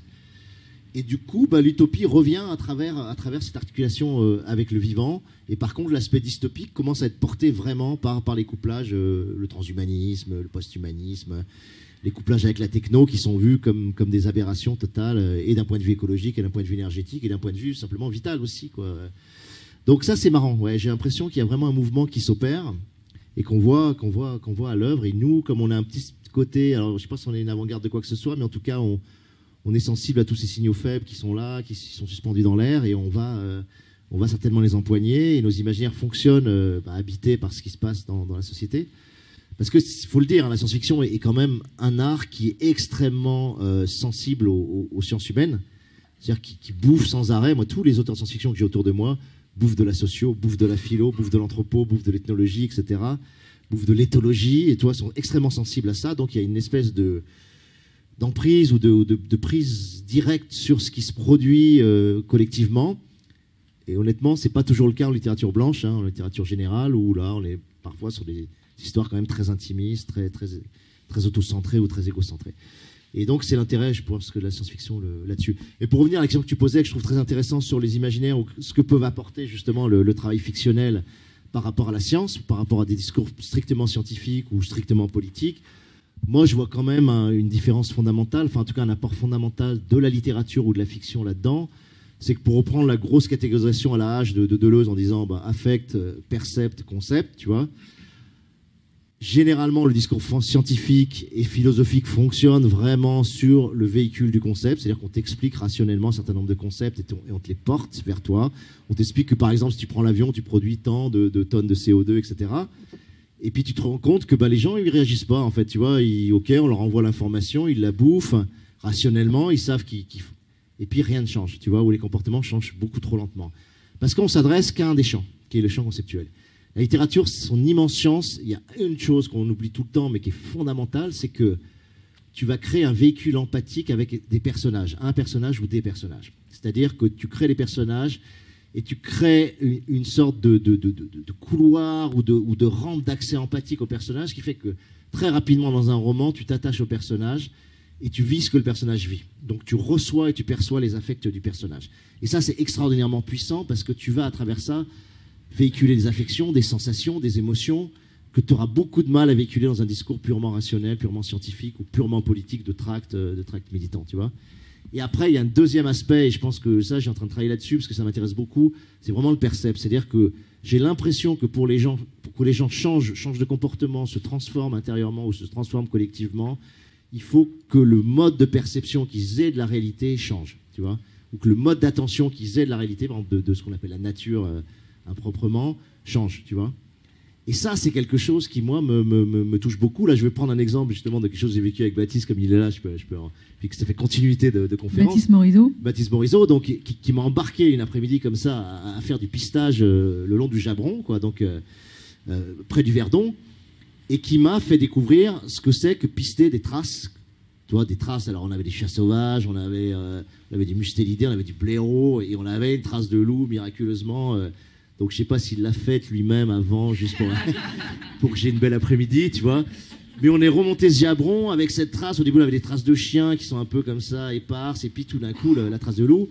Et cette fameuse meute, enfin, Baptiste pourra en parler 10 fois mieux que moi, qu'il avait déjà repéré, qui apparemment serait une meute de loups qui mangerait des écrevisses. Donc on a vu un cadavre d'écrevisses manger. Donc alors on sait jamais, le pistage n'est jamais définitif, c'est un art spéculatif extraordinaire et qui sollicite énormément l'imaginaire. Mais surtout, moi, ce que j'ai retenu de cet après-midi, c'est pas de reconnaître telle ou telle trace précisément, parce que j'aurais pu ouvrir un bouquin et puis apprendre les traces et puis faire de la recognition de traces. Mais c'est que, à travers le regard de Baptiste, à travers sa façon de se comporter, de regarder un oiseau qui dans le ciel, comme ça, volait de façon oscillante, et il me dit, regarde le gis, tu vois, le gis, le comportement de vol de l'oiseau, qui lui permet de repérer, avant même de dire le bout des ailes est noir, le centre est blanc, etc. Il y avait un mode de perception de l'oiseau qui faisait ressortir qui l'oiseau était, quoi. Est-ce que l'oiseau était. Et c'est 10 000 fois plus intéressant de te dire, bah, regarde, il a le bec jaune, donc c'était le truc, tu vois. Et surtout, voilà, il m'a inséré dans cette ligne de trace, dans cette perception de la nature, qui fait que je suis ressorti en voyant le monde comme Baptiste l'avait vu, ou en tout cas en partie comme Baptiste l'avait vu. Et c'est tout mon mode de perception qui a changé. Et quand je suis parti en rando, parce que moi je m'isole pour partir en rando et écrire dans des coins machin, je peux plus me balader de la même façon, tu vois. Exactement comme quand Deleuze dit, ben, quand tu regardes un tournesol peint par Van Gogh, eh ben, tu vois plus le tournesol de la même façon, tu vois une force de germination comme ça, spiralée, qui se déploie autour du tournesol, et tu peux pas voir un tournesol de la même façon. Moi, j'ai été à Saint-Rémy-de-Provence, je peux plus voir un cyprès de la même façon, parce que j'ai lu l'aide de Van Gogh à Théo, son frère, et quand il te dit que le cyprès, tu vois, c'est un feu végétal, et qui génère une espèce de masse sombre sur le paysage et tout, tu regardes un cyprès et tu te dis, mais ouais, mais c'est un feu germinatif végétal, effectivement, et tu vois le déploiement de l'arbre de cette façon-là. Donc il m'a appris à voir le cyprès comme je ne l'avais jamais vu, tu vois. Et ça, je pense que si on travaille sur les modes de perception, politiquement, tout bascule, quoi, tu vois. Et les enjeux écologiques aujourd'hui, je trouve que très souvent, moi je suis exaspéré par les parcs naturels, par les parcs nationaux, par les discours, beaucoup de discours écologiques que je vois, parce qu'ils ne s'adressent qu'à l'étage conceptuel, alors qu'on parle du vivant, tu vois. Et dernier truc sur Baptiste, et un truc qui m'a appris et que je trouve extraordinaire, c'est ce que lui appelle l'alliage incandescent, c'est-à-dire qu'il dit pas, il oppose pas du tout concept et affect, il oppose pas non plus concept et percept, mais quand tu te balades avec lui, il est à la fois dans l'affect et l'émotion de découvrir des choses, il est dans la perception, donc des gis, des mouvements animaux. Qui est Baptiste? Baptiste Morizot. Ouais, Baptiste Morizot, ouais.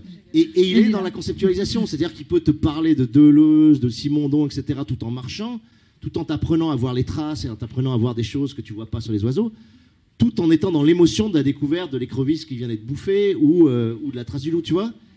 Et c'est ça la vitalité pour moi, et c'est ça le vivant. C'est-à-dire que tu mets en résonance les trois étages. Et un bon livre, pour moi, c'est exactement ça aussi. C'est-à-dire que tu vas faire résonner l'affect, le percept et le concept en même temps, tu vois. Et un bon livre, c'est ça, voilà. Et comme une grande œuvre, c'est ça, voilà. Judith ? Alors, je voudrais embêter Alain Damasio, dans le sens où, oui, mais c'est vrai que l'humain, il ne peut pas être que rationnel, et on est une grande partie émotionnelle, et la porte d'entrée et la porte d'accès, je pense qu'effectivement, elle est principalement et avant tout émotionnelle. Et c'est vrai que c'est du coup le grand privilège de la littérature, où on met des caractères en place, et par rapport à l'implication, il est bien plus possible d'ouvrir, s'éveiller aux autres, de comprendre, de ressentir, et donc potentiellement de réagir. Mais dans ce cas, je pense que sur le plan scientifique, c'est pareil. Il y a de l'émotion dans la science. Et donc, à nouveau, de mon point de vue, c'est pas ce vecteur-là qui opposerait vraiment science et imaginaire. Oui, tu as raison, il y a de l'émotion, il y a des articles scientifiques qui portent des émotions. Mais disons que dans la doxa scientifique, on a tendance à dire, voilà, il faut conjurer l'émotion, puisque plus il y a de l'émotionnel, plus il y a de l'affectif, moins c'est considéré comme scientifique. T'as quand même ce truc-là, quoi, tu vois. Oui, avec la machine. Moi, je vois, j'ai une copine océanographe qui travaille à Marseille. Quand tu lis ses articles, je suis désolé, les trucs qui sont publiés dans Nature et machin, voilà, moi, ça me véhicule aucun affect, même si c'est passionnant ce qu'elle fait, tu vois. Elle étudie le plancton animal et végétal dans la mer. Ouais, honnêtement, je vibre pas, quoi, c'est sûr, quoi, tu vois. Et quand tu arrives à faire vibrer les trois étages, alors que ça peut me passionner, quoi, tu vois, mais par contre, tu as des philosophes, tu prends Deleuze. Moi, Deleuze, j'ai mis longtemps à comprendre que malgré son style extrêmement sobre et sec, a priori, Deleuze véhicule énormément d'affect dans sa prose, quoi, tu vois. Et Foucault, on n'en parle pas. Foucault, il y a énormément aussi, c'est chargé d'affect partout, quoi, tu vois. Il y a des très bons communicants, mais scientifiques ou littéraires, et peut-être en termes de format d'écriture scientifique, c'est sûr que c'est pas très exotique. Ouais, ça dépend. Mais... On l'a entendu jeudi soir au cours de la lecture que vous avez faite avec Palo Alto. Le livre se termine sur une grande manifestation sur le Vieux-Port, et puis à la toute fin, vous faites une espèce de liste, au fond, de manières possibles de se révolter.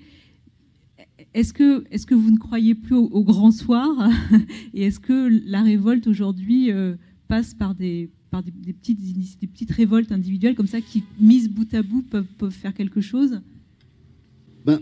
C'est évident, mais parce que la révolution est une invention du régime disciplinaire, quoi. Enfin, même pas du régime disciplinaire. La Révolution française est vraiment une invention du régime féodal. C'est-à-dire que tu as un roi, et le roi, voilà, c'est le roi soleil, et toute la société est structurée par la royauté. Bon, quand tu es dans un monde comme ça, bah, effectivement, la révolution est possible, c'est-à-dire qu'à un moment donné, tu coupes la tête du roi, et tu peux tout retourner, quoi. Alors, c'est artificiel de croire que tu retournes tout, parce que les gens ne changent pas, et les sociétés ne changent pas d'un seul coup, même si tu tues le roi et que tu coupes la tête, mais quand même, tu as le sentiment que voilà, quelque chose bascule d'extrêmement massif, d'extrêmement complet et presque total, et tu te dis, ah ouais, et ça devient le modèle. Et on a, moi, voilà, je suis quelqu'un qui est de la gauche radicale, donc ce modèle est resté prédominant, est resté extrêmement fort pendant très longtemps. Là, j'ai l'impression qu'enfin ça change, mais parce qu'on était prisonnier de cette image du régime féodal qui tout d'un coup se renverse. Aujourd'hui, dans un régime comme le nôtre, qui quand même, moi j'appelle ça une démocrature, c'est-à-dire qu'on est à mi-chemin, à des moments entre des éléments dictatoriaux et des éléments démocratiques, mais quand même, voilà, on est dans un régime assez vaste de liberté, et sur lequel le pouvoir est relativement disséminé, relativement relayé, relativement empoigné par beaucoup de collectifs et d'individualités. Donc quand tu es dans un régime comme ça, prétendre une révolution, qu'est-ce que ça veut dire, quoi? Tu vas retourner chaque personne, tu vois? Ça serait même grave, quoi, tu vois, ça serait dangereux, quoi.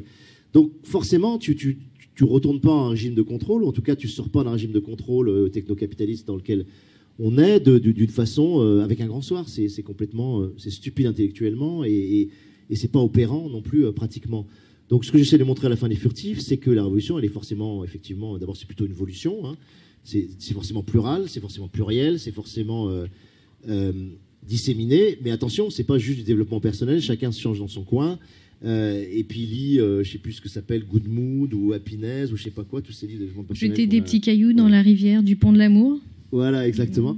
Mais c'est évidemment des modes d'agrégation et des modes de lien qu'il faut trouver et qui progressivement... Mais par contre, voilà, dans l'image, en tout cas la métaphore que j'utilise et qui pour moi est la plus probante aujourd'hui, c'est de dire on est tous noyés dans l'océan du technocapitalisme, c'est là-dedans qu'on vit, c'est là-dedans qu'on est né, on flotte tout à l'intérieur de cette eau-là, et il y a ce côté très liquide de ce régime.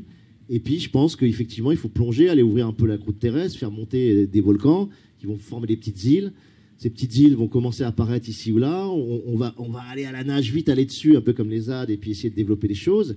Et progressivement, ces îlots vont faire des archipels, peut-être, tu vois. Puis comme l'archipel de la Grèce, ça va donner un pays. Puis ensuite, voilà. Et ça peut donner peut-être un continent à force. Mais ça va apparaître. Et c'est pour ça qu'il ne faut pas désespérer, je trouve, aujourd'hui. C'est que ces petits îlots sont déjà en train d'apparaître. Voilà. Baptiste parlait tout à l'heure de ces réserves de vie sauvages. Mais il y a des ZAD. Moi, je parle des ZAC, c'est-à-dire des zones autogouvernées qui peut-être vont émerger justement en rachetant des territoires avec le droit de propriété subverti, et puis dans ces zones-là, les gens vont développer effectivement des modes d'expérimentation, de vie qui sortiront de l'ultralibéralisme dans lequel on est. Il y a plein de possibilités, et puis il y a plein de modes d'action qui sont là déjà en cours, à l'œuvre, dans les tiers-lieux, ailleurs. Enfin, les effets pervers du pouvoir, c'est de retirer l'impression à chacun d'avoir du pouvoir sur les choses, un pouvoir d'agir. Et du coup, c'est vrai que la capacité à agir, c'est aussi un éveil de conscientisation à l'échelle de l'individu, de se dire tiens, merde, mais en fait, j'ai un pouvoir sur ça. Je suis pas uniquement dédié à faire ce chemin-là. Ouais, complètement. Et puis, moi, j'adore ce thème spinoziste de dire voilà, les pouvoirs n'ont qu'une seule véritable fonction, c'est celle d'attrister, quoi, tu vois. Et s'ils arrivent à nous attrister, eh ben, ils nous impuissantent. Et s'ils nous impuissantent, ils peuvent exercer d'autant plus facilement leur pouvoir sur nous. Donc, cette notion, cette corrélation entre la joie et la tristesse, et la faculté qu'a le pouvoir d'exercer son emprise sur nous, moi, c'est quelque chose que je trouve fondamental. C'est pour ça que quand les gens me disent optimiste, pessimiste, etc., oui, moi, je pense être fondamentalement optimiste et j'essaye de porter cette idée de joie dans mes livres parce que c'est subversif nativement, quoi. Tu vois, la joie est subversive nativement. Quelqu'un qui est joyeux, tu peux pas vraiment avoir emprise sur lui, c'est pas vrai, quoi, tu vois. Par contre, si tu arrives à attrister les gens et à les mettre dans un état comme ça, un peu dépressif, un peu attristé, un peu impuissanté, là, tu pourras exercer ce que tu as envie de faire. Donc il y a vraiment une corrélation que je trouve forte entre les deux. Donc voilà, mais on est aujourd'hui dans un horizon technocapitaliste qui est notre horizon, c'est là-dedans qu'on est né. Ça durera peut-être encore 50 ans, 100 ans, on ne sait pas. Peut-être moins que ça, s'il y a des choses qui sont en train de tourner. Mais il faut se battre à l'intérieur de ce régime-là. Et comme tout régime dans lequel on est né, on a l'impression qu'il est infini, éternel, alors qu'il est extrêmement récent dans l'histoire humaine et qui va certainement muter aussi, quoi, tu vois. Donc, Est-ce que vous avez des questions Oui. On vous apporte un micro. Oui. C'est pas vraiment une question, mais c'est des suggestions qui sûrement vont se transformer en questions. C'est 3 petits exemples du quotidien que j'ai et qui sont peut-être liés à cette notion de bonheur quand même par rapport à ce qu'on vit et qui est liée aussi à une notion que vous n'avez pas évoquée, qui moi me paraît importante, c'est la notion de manque. C'est vraiment 3 exemples différents. Le premier, c'est la Corée du Sud, où là, les enfants, les adolescents, etc., ont été complètement biberonnés aux jeux vidéo, mais aussi à Internet, etc. Depuis quelque temps, le gouvernement a organisé des camps, comme des colonies, des longues colonies d'été, où les enfants sont complètement coupés de toute technologie et on leur apprend à vivre à nouveau ensemble, garçons, filles, etc., à camper. Ça s'appelle camp-jeu. Et ils passent leur journée à jouer, mais à tous les autres jeux qui ne sont pas virtuels. Et là, ils réapprennent complètement la vie, le corps, le rapport au corps, tout ce qui, dans le jeu initial, depuis la préhistoire, est, fondamental pour les humains pour se structurer dans ce qui est dans le jeu, c'est-à-dire l'altérité, la confrontation, le rapport au corps, etc. Donc, ils réapprennent à jouer au foot, au ballon prisonnier, à 1000 choses comme ça, au furet, tout ce que vous voulez. Ça dure des mois et les enfants ressortent complètement transformés. Si le gouvernement a fait ça, c'est parce que, justement, il y avait un problème démographique, un problème de sexualité, un problème de rapport des ados ensemble, etc. Donc ça aussi, je me dis, c'est finalement le gouvernement qui s'en est rendu compte et du coup, les enfants qui le vivent réapprennent à vivre comme ça sur quelque chose qui leur a manqué, et qu'ils retrouvent. Le deuxième exemple est plus simple aussi, ce sont les enfants sourds et même les adolescents, voire les adultes sourds qui ont voulu absolument conserver la langue des signes. Alors qu'on leur propose 1000 technologies de plus en plus performantes. Depuis l'invention des implants cochléaires, il y en a vraiment eu beaucoup qui l'ont toujours refusé. Parce que la langue des signes, et ça continue, les appareils ont beau être de plus en plus sophistiqués, voire des implants, etc., etc., il y a toujours une partie des sourds qui se battent contre leurs parents, la société, etc., pour continuer à pratiquer la langue des signes. Pourquoi ? Parce qu'ils ont envie de vivre dans un monde où quelque chose leur manque, et ce manque... c'est le son, et ils s'y trouvent totalement bien. Parce que dans leur rapport à la langue des signes, il y a un rapport au corps, il y a un rapport à une forme d'humour qu'il n'y a pas avec le langage, etc. Ils y tiennent énormément. Et ça, je trouve que c'est aussi un truc qu'il faut voir. Et le dernier exemple, c'est un individu, c'est un gosse, vraiment une espèce de génie du piano. Je crois que c'est en Israël, j'ai pas son nom malheureusement, mais on m'a raconté cette histoire. Et donc, toute la société s'est organisée autour de ce génie pour qu'il fasse des tonnes de concerts qui sont payés des fortunes. Ses parents ne demandaient que ça. On le demande dans le monde entier. Il ne peut pas. Il ne peut pas. Impossible de monter sur scène et d'avoir un public à payer. C'est un truc, c'est même pas ni philosophique, ni je ne sais pas ce que ça pourrait être pour lui, ni une posture politique. Non, c'est juste qu'il ne peut pas. C'est-à-dire, il ne peut jouer que dans la rue et que pour les gens qui ne connaissent pas la musique. Et ce qu'il vit avec les gosses dans la rue qui se mettent autour de son piano, etc., c'est la seule chose qu'il peut vivre. Tout le reste, il ne le peut pas. Enfin, tout ça pour dire que si on additionne comme ça, peut-être avec ce que tu disais sur les chemins et tout ça, et tout ce genre de petites histoires, on va s'apercevoir qu'en fait, il y a peut-être humainement un rapport moi j'appelle ça le rapport au manque, c'est-à-dire par rapport au totalitarisme, à ce que nous propose de total la société, c'est-à-dire des réponses partout, tout le temps, et qui se ferment sur eux-mêmes, une espèce de lien pervers finalement à un monde refermé sur soi-même. Il y a peut-être quelque chose de l'ordre de, je ne sais pas si vous dire la nature ou la psychologie, j'en sais rien, qui fait qu'à un moment donné, il y a un truc qui s'arrête, qu'on a envie d'un rapport au manque. Voilà, je voulais juste dire à Alain qu'il peut s'acheter une trottinette s'il veut en faire et qu'il n'est pas obligé de le faire. Est-ce que vous voulez répondre à ça, l'un ou l'autre ? Merci, je peux commencer. Effectivement, de toute façon, on ne connaît pas la vie, les mystères de la vie, l'instinct. Qu'est-ce que l'instinct ? Il y a plein de choses qu'on ne connaît pas de l'humain. Le cerveau, il y avait eu un flagship européen, Human Brain Project. On s'est dit, allez, on va découvrir Human Genome Project, juste avant, etc. On va tout découvrir, les ressources cérébrales inconnues, ça va être génial. On va... Et en fait, non, ce sont des échecs cuisants, même pas relatifs. Et parce que on ne connaît pas tous ces mystères, là, le mystère de cette forme d'instinct. Il y a des médecins, pour rebondir sur votre exemple d'homéostasie interne, où on est en rééquilibrage par rapport à des pertes organiques ou des déficiences, dénommées des déficiences, mais organiques. Et effectivement, dans ce domaine-là, la reconstruction prothétique ou la reconstruction grâce à des objets, technologiques est souvent foireuse.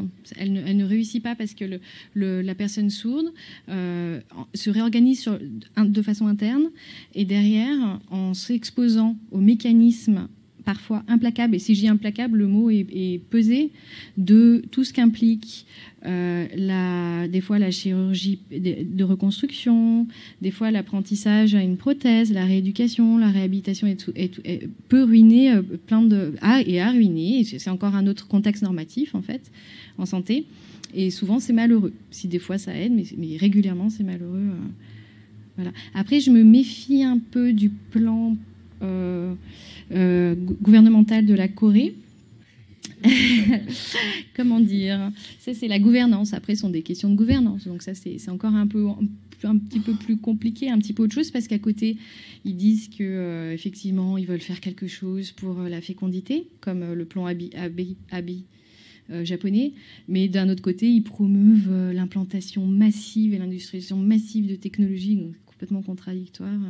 Ce sont des enjeux qui se résument. Oui. Oui. Merci. Est-ce qu'il y a une autre question? Oui, madame devant. Bonjour. Je voulais dire deux choses. La première, c'est bon, ça me parle ce que vous dites, puisque moi, j'ai une. Alors, je déteste ce malentendant, mais c'est horrible. Je mets avec quelque chose, c'est horrible. Non, moi, j'ai une difficulté auditive, donc je porte des appareils, pas des implants, mais bon, des appareils. Mais alors, ce qui est drôle, c'est que plus mon audition baisse, mais avec les appareils, ça devient de mieux en mieux. En fait, donc du coup, mon audition stable. Mais peut-être que dans le futur, l'appareil va donner une audition améliorée. Peut-être qu'avec une déficience auditive, on pourra entendre quelque part plus. Mais quelque part aussi, comme vous disiez, moi je le souhaite. Ça me fait bizarre parce que quelque part, finalement, lorsqu'on a une perception qui est différente, en fait, je ne suis pas diminuée, mais différente, en fait, elle développe aussi d'autres capacités, d'autres perceptions. Et finalement, c'est très intéressant. Et donc, vouloir absolument rentrer dans la norme, on repère quelque chose. Pas intéressant. Ce serait à nouveau une perte, un sentiment de perte. Après, il y a toujours le rêve pour chacun. Mais c'est vrai que la concrétisation de la reconstruction, parfois, est très brutale vis-à-vis du ressenti. C'est par rapport où, en fait, on est dans une société de contrôle mental. Et en fait, finalement, ce contrôle mental, c'est nouveau. Parce que c'est devenu possible avec les technologies. C'est le contrôle mental très très fort et très puissant, dont on a encore peu conscience. C'est vraiment très nouveau. Et quelque part, finalement, on aurait besoin de plus conscientiser la chose pour qu'on puisse s'en défendre. Parce que pour s'en défendre, il faudrait peut-être mieux prendre conscience de comment ça fonctionne, ce contrôle mental.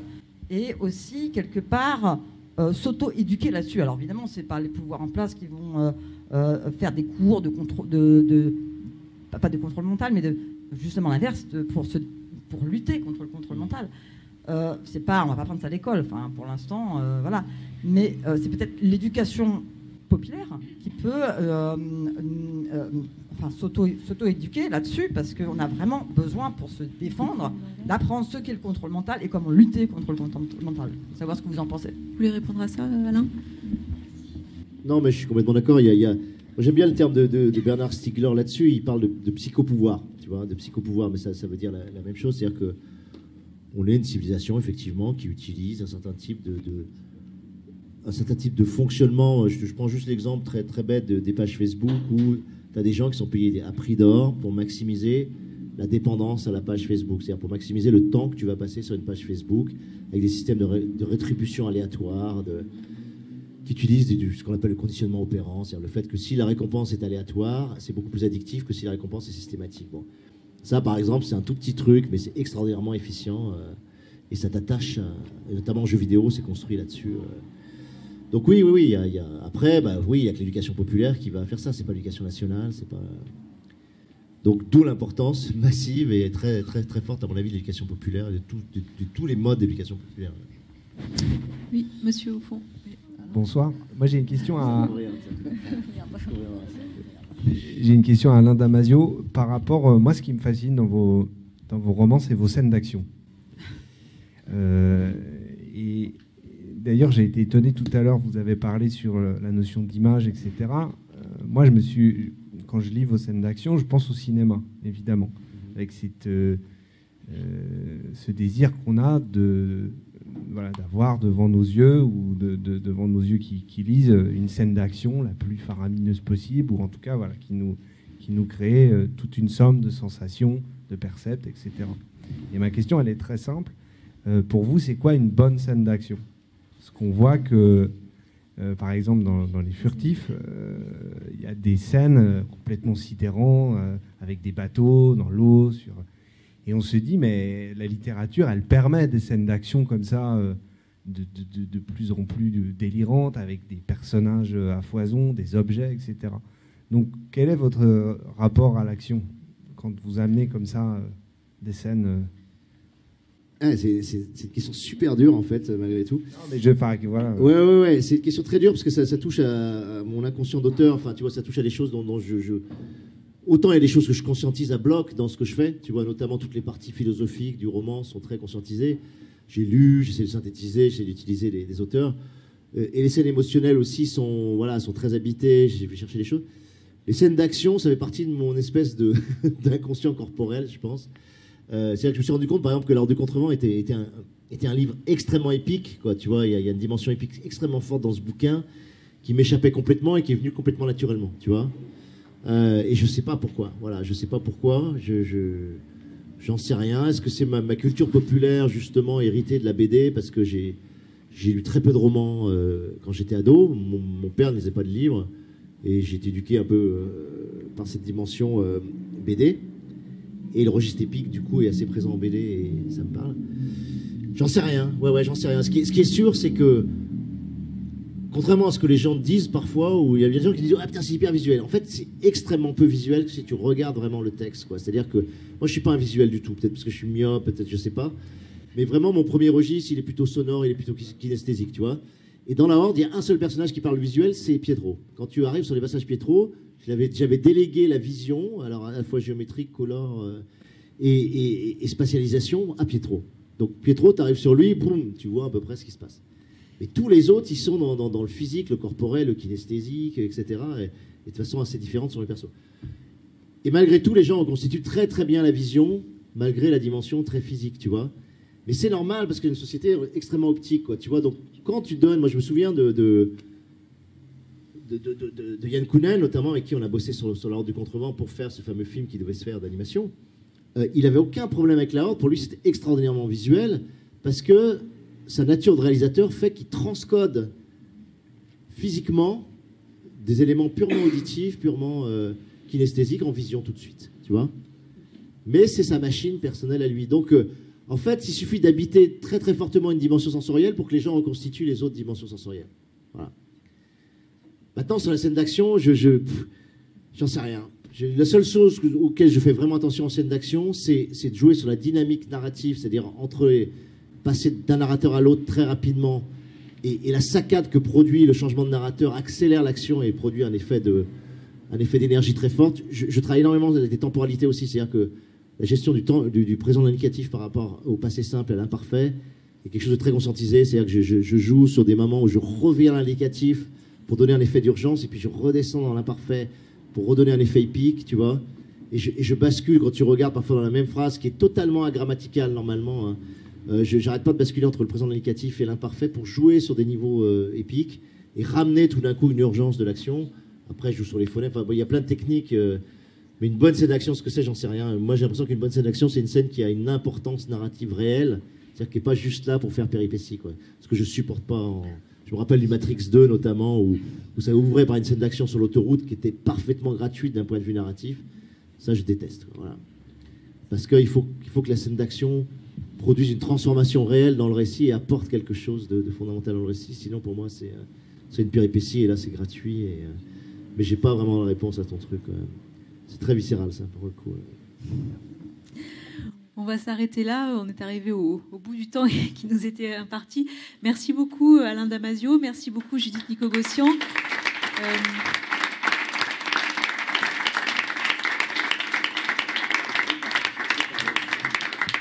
Je rappelle que Les Furtifs est publié à la Volte et on vous invite à une séance de signature juste à côté. Merci à tous pour votre attention et bonne fin de festival. Plus de Friction littéraire en podcast sur olesbeaujours.fr.